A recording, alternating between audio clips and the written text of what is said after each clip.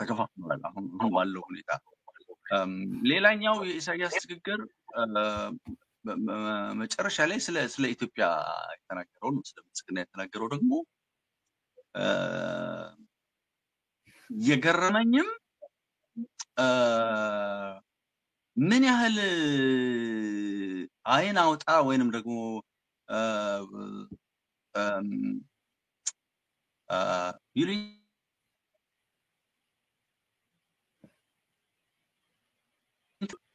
በሰዎች በሀገር ኪሳራ በሰዎች እልቂት ውስጥ አቆሙን እንደፈለገ ቢቀያየር ተጠያቂነት የሌለው ማንም ምንድነው የሚለው የሌለው ሰው መሆኑን ያሳየበት ነው ምክንያቱም እንደሚታወቀው በኢትዮጵያ ውስጥ የነበረውን ለውጥ የብልጽግና የሚመራውን ለውጥ ከደገፉት ውስጥ ነው ወዲያውንም ሰላም ብለው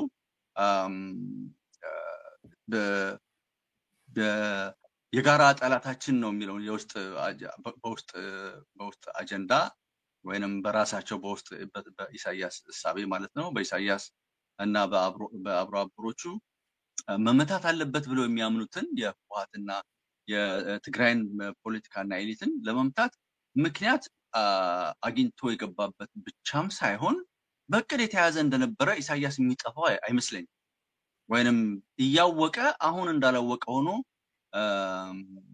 የሄደባቸው ሁኔታዎችን ታዝበው ለምሳሌ የኢሳያስ የፖለቲካ አማካሪ አቶ የማነ ገብረአብ ከ2004 ዓመተ ምህረት ከ21 ዓመት በፊት ማለት ነው 2004 21 ዓመት ኦልሞስት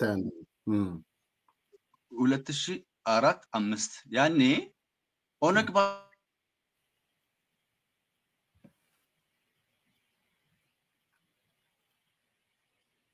ብሎ ብልጽግና ሊተች የሞከረበትን ትደግማት ያን ጊዜ ድገሞ ይሄን ኢሳያስ 2004 የኤርትራ የኢሳያስ የፖለቲካ አማካሪ አቶ የማነ ገብረአብ 2004 ላይ የኦሮሞን ፖለቲካ የሚስብ መስሏቸው ወይንም በኦሮሞ ህዝብ ብዛትና አቅም ተጠቅመው ያኔ ያራመደው የማነ ገብረአብ ያስተላለፈው መልእክት አሁን ሴምና ኩሽ ያለ ለማሾፍ የሞከረውን ነው ሰውየው ያኔ ተጠቀመበት የማነ ገብረአብ ያኔ በግልጽ ያለው እኮ ኢትዮጵያ ይሄ እንቅልቅሊቴ ብሎ ተናግሯል ተረት ማለት ነው ይሄን የኢትዮጵያ ተረት ማፍረስ የምትችሉት እናንተ ናችሁ ቁጥራችሁ ብዙ ነው እንኳን የኢትዮጵያን ፖለቲካ የአፍሪካ ቀንድን ፖለቲካ መምራት ትችላላችሁ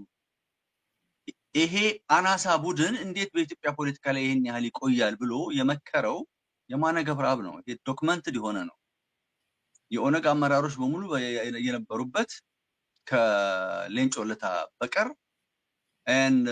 በዶክመንት የተያዘ ነው ምን የነበርኩበት ከውጭም አገር ውስጥም የነበሩ አሁን አገር ውስጥ ያሉ ይሄ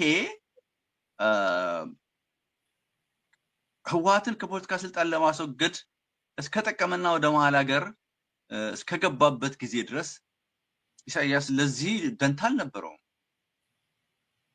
ለዚህ ደንታ የነበረው ሰው አይደለም ምክንያቱም ምን አይነት ቀውስ ነው ኢትዮጵያ ውስጥ ሊፈጠር የሚፈልገው ምን አይነት ቀውስ ሊፈጠር ይችላል በእንደዚህ አይነት ሞብ የሆነ ወይንም በቁጥር አብላጫ ነኝ የሚልን ፖለቲካ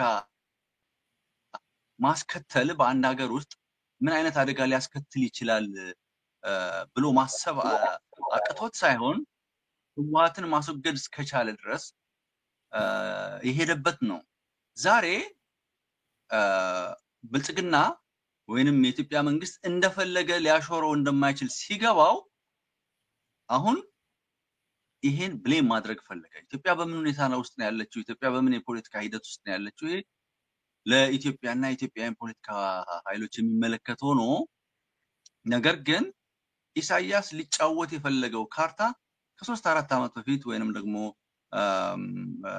አናሳ ቡድን ብሎ ከኢትዮጵያ ፖለቲካ መፋቅ አለበት ብሎ ያለውን ቡድን ለማስወገድ ሲል የተጠቀመበት ነው ሌላ ምንም አዲስ ነገር የለም ይሄን ደጋግሞ ብሎታል እና ጀነራል ከማል 2004 በፈረንጆች ከዛሬ 21 ዓመት በፊት ኦሮሞዎቹን ወይም ኦነጎቹን እናንተ ትልቅ ቡድን ናችሁ፣ ይህንን አናሳ ቡድን የቲፒኤልኤፍን የምትገረስሱት እናንተ ናችሁ ብለው ምክር ሀሳብ ሰጥቷቸዋል የማነ ገብረአብ።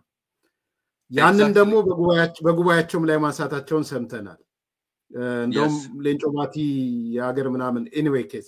ከዛ በኋላ ግን ዛሬ መጥቶ ደግሞ እንደገና በለበጠው ኢሳያስ የኦሮሞን ፖለቲካ ገልብጦ ብሌም ሊያደርግ ይፈልጋል። መጣ። ለምን ይመስላል? ወደ ዝርዝር እንገባለን። ለምን ይመስላል ግን ተናይ ምንድነው ምክንያቱ? ፈለገ ገብቶ መቆየት አልቻለም። ኢትዮጵያ ላይ እንደፈለገ ገብቶ መቆየት አልቻለማ። የፕሪቶሪያ ስምምነት ሲፈረም ኢሳያስ ያልጠበቀው ዱብዳ ነው የሆነበት። የሚቆይ ነው የመሰለው። ለምን እንደ ሎሌ የሚያያቸው የነበሩት የኦሮሞ ፖለቲካ ኃይሎች ስለ አባባሉ ይቅርታ ነው ልክ ነው። እንደሱ ነው ፊል ያደረገው። ምክንያቱም እስከ ኦሮሚያ ክልል ድረስ ነው እነ ጀነራል ጣዕመ ገብቶ የነበሩት መቀሌ የሚባሉት። የኤርትራ ሰራዊቶች እኮ እስከ ድሬዳዋ ድረስ ሄደዋል እኮ። እስከ ኦሮሚያ ወለጋ ድረስ ሄደዋል እኮ። ወታደራዊ ስልያዎች እኮ ሄደዋል። እንደምናውቀው በአዲስ አበባ ውስጥ ይሰሩ የነበሩት ደግሞ የህቡ ዘረፋና አፈናና ዘረፋ የሚታወቅ ነው። ይሄ በዚህ ልክ ከገባ በኋላ የፕሪቶሪያው ስምምነት በዚህ ሁኔታ ያደናቅፈኛል ብሎ አልጠበቀም። ለዚህም ነው በአንድ ጊዜ ተገልብጦ እንደገና ሌሎቹ የሁሉ ጊዜ የምን ጊዜም ሎሌዎቹን ወዲያውኑ ጠርቶ ወደ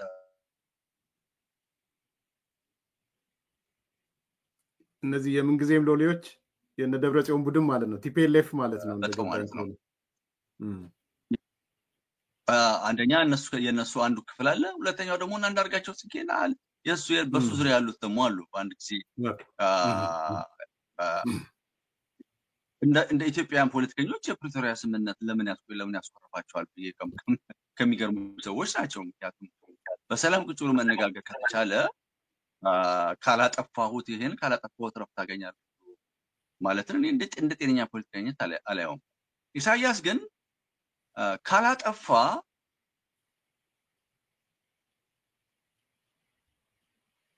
የሚያምን ሰው አይደለም በፍጹም።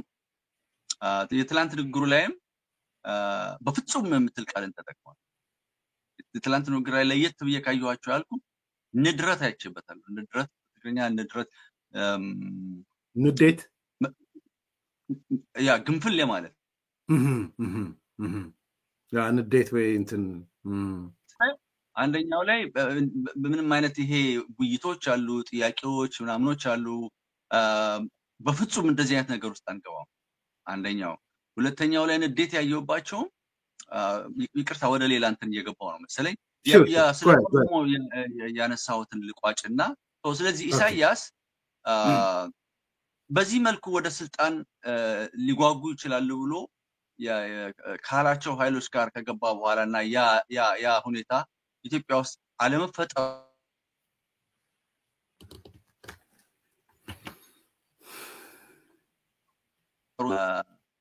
በኦሮሞ ፖለቲካ የኢትዮጵያ ኢሜጅ ሙሉ በሙሉ አሁን የገለጻቸው የሴም የኩሽ ታሪኮች፣ የኦርቶዶክስ ታሪክ፣ የኢትዮጵያ እስልምና ታሪክ በመሰረቱ በህዝባዊ ግንባር እኮ የፖለቲካ ትምህርት ውስጥ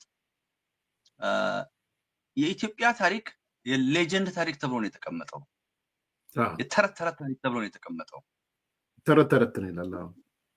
እኔ ሳዋ 10ኛው ዙር ላይ ሳዋ ባይጀመረበት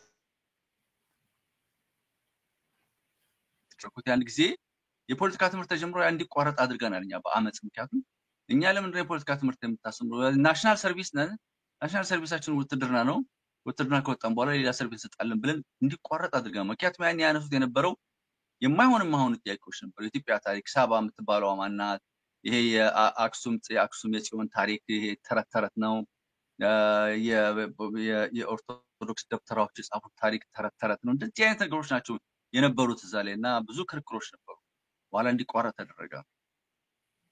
በእንደዚህ ሁኔታ የቀረጿቸው ኤርትራውያኖችን አዝንላቸዋለሁ። ምክንያቱም የኢትዮጵያን ታሪክ፣ የአክሱምን ታሪክ፣ የጎንደርን ታሪክ ሲያናንቁ የራሳቸውን ታሪክ ነው እያናነቁ ያሉት።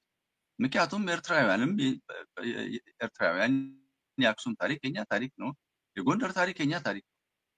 ምንም ይሄ ጂኦፖለቲካ የፈጠረው የኤርትራ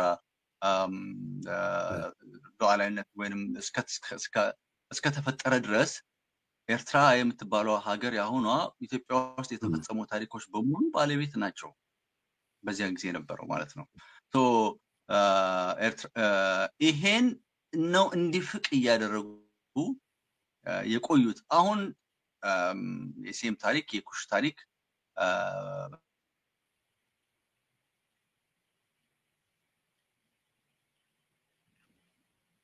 ያረክ ሲያጣጥል በጣም ነው ያፈርኩት። ግን እንደ ኢሳያስ ባህሪ አላፍርበትም። ምክንያቱም ኢሳያስ ብልጽግና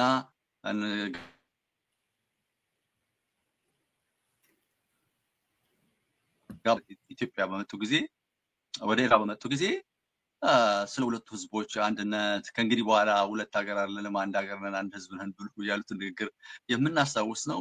ሌላው በዚህ ንግግር ላይ ደግሞ እጅግ በጣም አስገራሚው ነገር ደግሞ የአሰብና የኤርትራ ሉዓላዊ ተቆርቋሪ ሆኖ ለመቅረብ መሞከሩ ደግሞ እጅግ በጣም ገርሞኛል።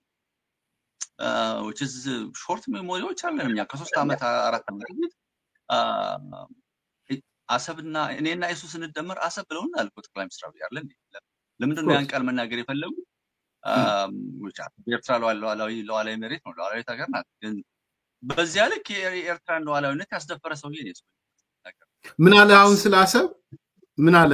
የአፋር ምናምን ሰምቻለሁ። አሰብ ምን አለ? አሰብን እንትን አሰብ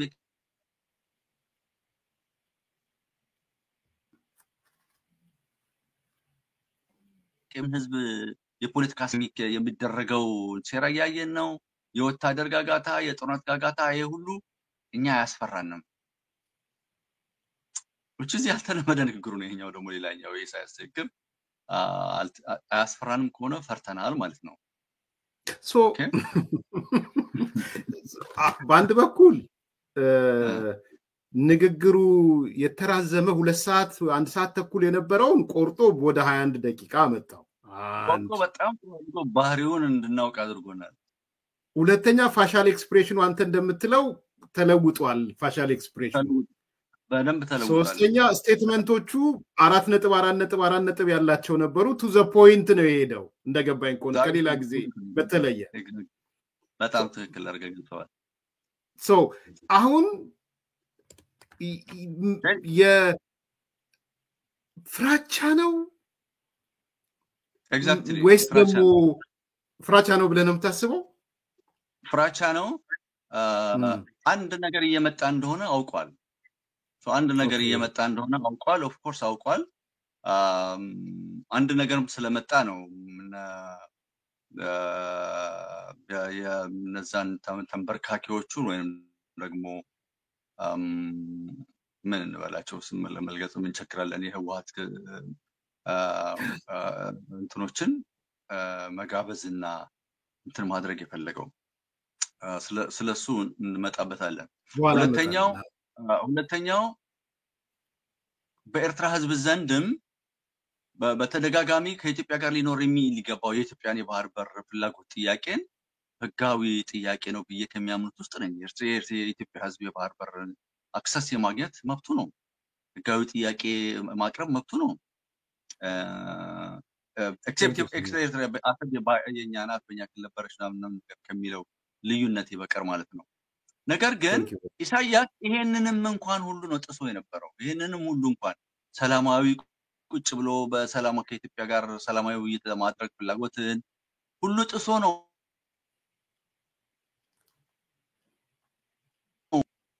አጠገቡ ከኋላ አሉት እኮ እነዛ ሚኒስትሮች ጀነራሎቹ ከኋላ አሉ። እነሱ ባሉበት ነው አስመራ ቤተመንግስት ውስጥ አንተ ነህ ካሁን በኋላ አብይ አህመድ የምትመራን የኢትዮጵያ ኤርትራ ወኪል አንተ ነህ ብሎ ሰውዬ የኤርትራን ሉዓላዊነት ሰውዬ የደፈረ ሰው ነው። የውጭ ጉዳይ ሚኒስትር የውጭ ጉዳይ ሚኒስትራችን ነው ብሎታል። የውጭ ጉዳይ ሚኒስትራችን ነው ምናምን ለዛው የኤርትራ የውጭ ጉዳይ ሚኒስትር ሳለ ለዛው ያሉ ቶ እና ይሄ ሰው ያው ተመልሶ እንዴት አድርጌ ነው የኤርትራ ፕሬዝዳንት ብለኝ ሰው ጋንታ መሪ ልለውም አልችልም። ፖለቲካሊም ነው ፖለቲካሊም ፌልድ መሆኑን ያውቃል። ፌልድ መሆኑን ስለሚያውቅም ቱ ኤክስትሪም አጥፍቶ የመጥፋት ሂደት ነው እየሄደ ያለው።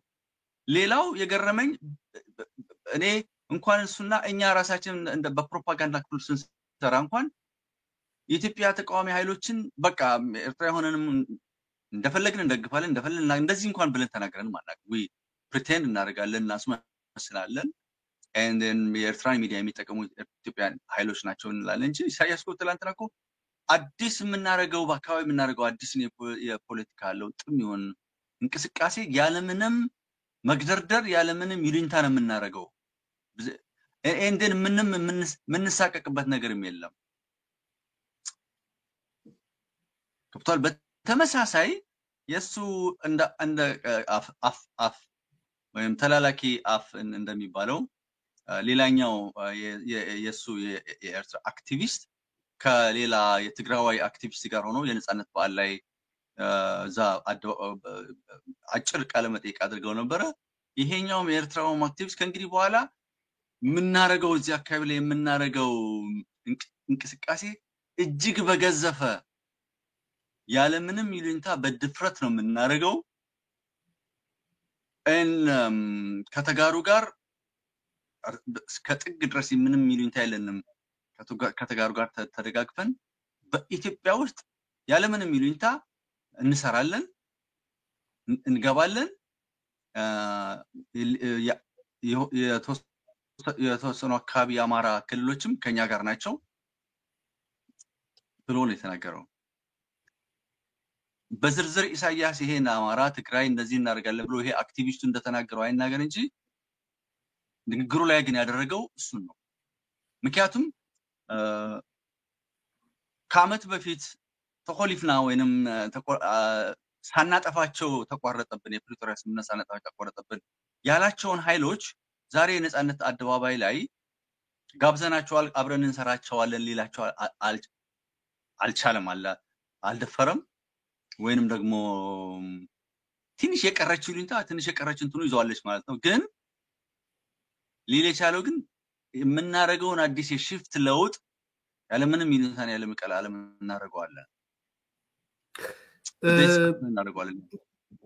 ምናልባት የዚህ የኢትዮጵያ ሙቭ ወደ ዝርዝር እንገባለን ብዬ ነበር። የዚህ የጠቅላይ ሚኒስትሩ ሙቭ የወታደራዊ እንቅስቃሴው የዚህ ዓለም ሀገራት አሁን እንደዚህ ፈረንሳይ ምናምን መሄድ የሚሊቴሪ ዝግጅቱ ተስፋ አስቆርጦታል ብለህ ታስባለህ?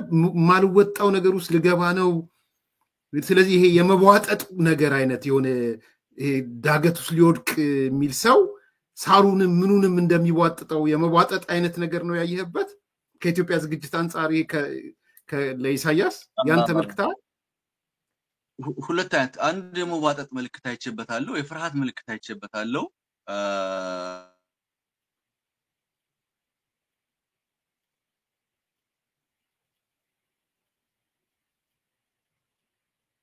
እንዳይበትም ሌላም ከሚያዘርጉ ነገሮች ውስጥ አዲስ ኤርትራውያን ከኢትዮጵያ ጋር የሚኖርን የፖለቲካ ግንኙነትና የኢትዮጵያ የባህር በር አጠቃቀም ምናምን ጉዳዮች ላይ በራሱ መንገድ መሄድ አለበት። ኢሳያስ እንግዲህ ዋት መቀጠል ማብቃት አለበት የሚል ኤርትራ የፖለቲካ ኃይል ተፈጥሯል። ኦኬ ሶ ይሄ ለኢሳያስ አስፈሪ ነገር ነው። እንዳልኩ በአፋር በኩል ያለው እንቅስቃሴ ለኢሳያስ አስፈሪ ነው። ሌላኛው አስፈሪ ነገር ደግሞ ትግራይ ውስጥ የተፈጠረው ሁኔታ ነው። ትግራይን ሙሉ በሙሉ መቆጣጠር አልቻለም፣ መደምሰስ አልቻለም። የቀረውን የትግራይ ኃይል ደግሞ እሱንም ሙሉ በሙሉ መቆጣጠር አልቻለም። አሁን ሊቆጣጠራቸው ያልቻላቸው ልክ እንደሱ ለ50 ዓመታት በፖለቲካና የቢዝነስ ኤምፓየር ወንጀለኞች ሆነው የቀጠሉት የሁለቱ የህወሓት ቡድኖችና የራሱን ቡድኖችን ነው አሁን አቅም ሊሆኑ የቻሉት ከዚያ ባሻገር ጥቂት በአማራ ክልል ይጠቅመናል ብለው ቀርበው የነበሩ ነገር ግን ስታክ ያደረጉ ወይንም ተቀርቅረዋል ብዬ የምላቸው የአማራ ፖለቲካ ኃይሎች አሉ። ይሄ አስፈርቶታል። በሌላ በኩል ይሄ አስፈርቶታል ስል ዓለም አቀፍ ሁኔታውንም ቅድም አንስተነዋል። የትራምፕ ጉዞ እነዚህ የየመንን ሁኔታ ባለፈው ግልጽ ነው እንደሆነ አላውቅም። አንዱ የኔ ማኝነት የመን ውስጥ የፖለቲካ ለውጥ እንዲመጣ የኢሳያስ ሚና ቀዳሚ ነው። ምክንያቱም ሺዓቶች ማንም